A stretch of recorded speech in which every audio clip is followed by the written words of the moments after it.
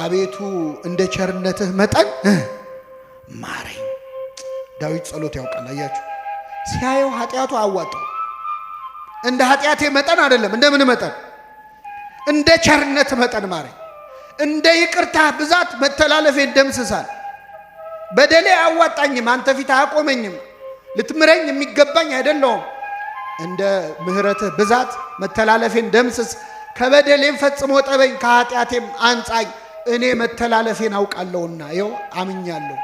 ኃጢአቴም ሁል ጊዜ በፊቴ ነው አለ። የሰራሁትን ኃጢአት አረሳውም፣ ሁሉ ያስታውሰዋል። አንተን ብቻ በደልኩ አለ። ንጉሥ አድርገህ ሾመኛል፣ ከኔ በላይ አለቃ የለም። አንተ ነው ያለው፣ አንተን ብቻ በደልኩ። ብበድልስ አንተን መሐሪውን አይደል? ይቅር ባዩን አይደል ወይ? አንተን እኮ ነው የበደልኩት።